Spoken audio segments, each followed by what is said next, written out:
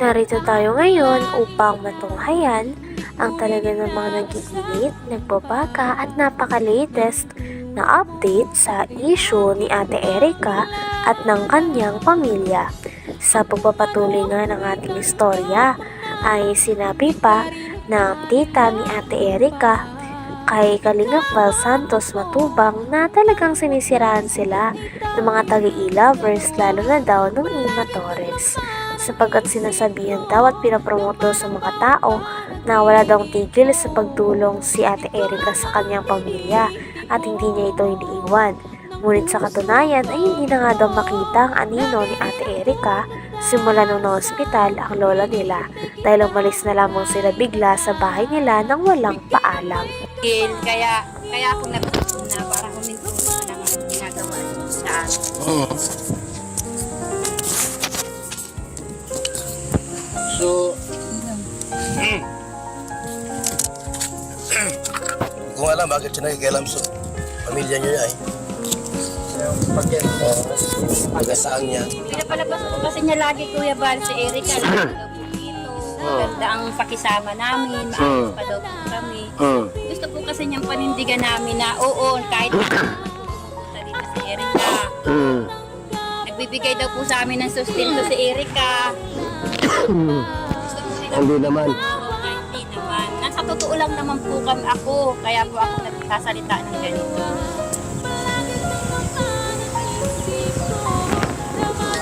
Nagtrabaho daw si Erica, siya dyan ang bibigay sa amin, siya dyan ang suporta. Yan, butog yun. Sabi ni Amy, Torres? Oo, yan o.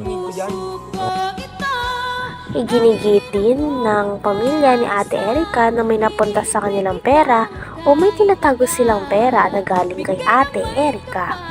Sa katunayan nga, sabi ng tita ni Ate Erica ay kapag may nagpupunta doon at may nagbibigay ng pera ay dumidiretso daw talaga ito sa ate ni Ate Erica na nagngangalang Sheila May. Kaya hindi daw nila magets kung bakit sinasabi ng mga taga-e-lovers na meron daw silang sustento, pera na nakukuha at consistent daw sa pagtulong si Ate Erica sa kanyang pamilya. Grabe daw at pinapalabas talaga ng mga ito na mabuti si Ate Erica at hindi niya kinakalimutan ng kanyang pamilya. Ngunit sa katunayan ay matagal niya ng araw tinalikuran kasama ng kanyang ate ang kanilang pamilya na bumuhay at nagpalaki sa kanila simula bata pa sila.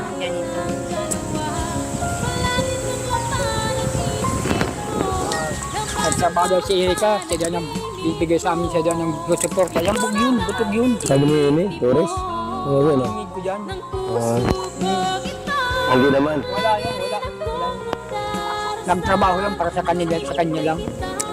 Hindi ka nag-i-interest na bigyan kami. Ay, ako'y marunong din ako magwang kahit para ba ng anak buhay. Siya lang naman yun. Ayaw niya siyahin ko sa pagkasabi rin yan. Siya rin ang nakakita ng pera na dinala dito. Kung sino ang tumanggap ng pera, turulog kami. Anong pera yung galing kanino? Eh, Sir John A. daw po. Magkano? Yun na po, hindi po alam ng tiyahin.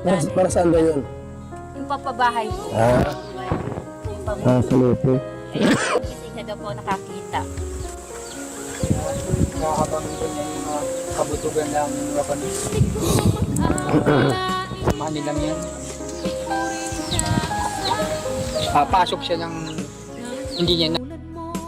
Isa pa sa mga hinain nito ay ang mga pera daw at mga pinamimigay na dapat sana ay para sa buong pamilya ay inaangkin daw ni Ate Erica at ng kanyang ate pati ng asawa ng kanyang ate. Katulad na lamang ng binigay ni Sir Jun A na tricycle na pang pamilya ay si Ate Erica at ang ate niya lang daw ang nakikinabang. Dahil simula nang umalis sila ay hindi na sila nagparamdam at ni isang anino sa bahay nila dati ay hindi na nakikita. Talagang tuluyan na nga na iniwan ni Ate Erica at kinalimutan na lang ang kanyang lolo at lola na nagpalaki sa kanilang dalawa ng kanyang ate. Kaya ito din ang hindi makakayanan ni Lolo Miguel dahil marami pa silang mga masasamang bagay na sinasabi at binabatos sa mga tao na nag-aruga, nagpaaral at nagpalaki sa kanilang dalawa ng kanyang ate. Kasi siya daw po nakakita. Nakakabang ko niya yung mga kabutugan ng mga panis. kasamahan nilang yan. Pasok siya ng hindi niya naiintindihan ang buhay ng may buhay. Nakikialam sila. Kasi kailan ka sa amin ay hindi naman niya alam ang katotohanan na kung saan naglaki yung mga bata niya, hindi niya alam ang buhay niya. Kasi nagpalaki yan. Kaya alam kong yung mga batang yan. Noon, malanga pa sa amin yan. 1 taon pa lang yan, sa Timbang Lakad. Si Lamid, 2 taon pa lang, ako ang tagalaba. Tulong-tulong kami mag-asawa.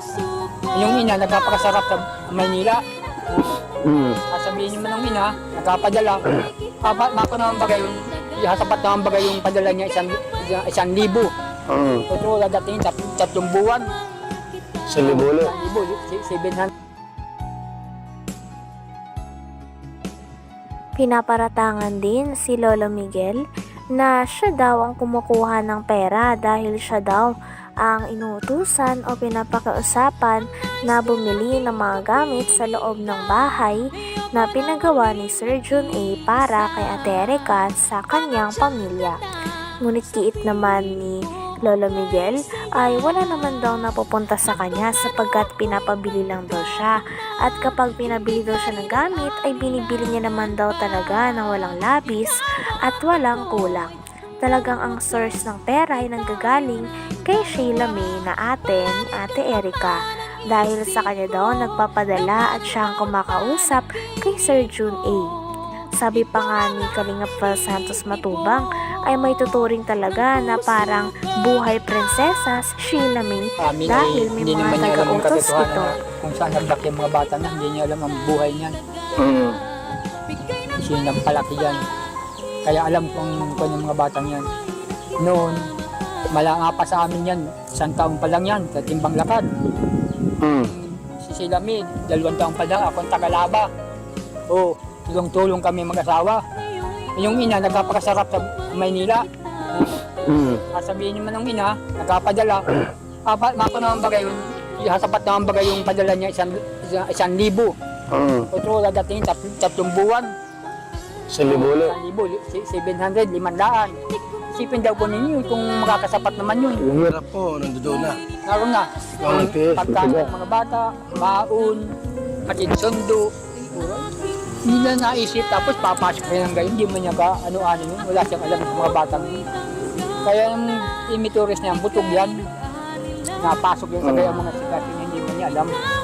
Ba't nakikialam siya sa pamilya? Dagdag pa ng lolo ni Ate Erica ay may mga naninira daw sa kanila na hindi naman sila tunay na kilala. Meron pa nga daw nagangalan na Ima Torres at marami daw itong sinasabi laban sa pamilya ni Ate Erica. Ngunit hindi nga daw ito kilala ni Lolo Miguel, maging ng tita ni Ate Erica. Talagang hindi nga daw nila ito kilala at wala naman daw silang pakialam sa buhay ng mga ito. Kaya hindi lang nila maintindihan kung bakit kailangan pa nilang manghimasok sa mga issue na ganito. Patid sundo. Hindi na naisip, tapos papasok kayo ng gayon, hindi mo niya ka ano-ano yun. Wala siyang alam sa mga batang yun. Kaya yung imituris niya, butog yan. Napasok yun sa gayon mga sitwasyon, hindi mo niya alam. Ba't nakikialam siya sa pamilya niyo? Yun nga po ang hindi ko alam. Baka kung pamangkin niya.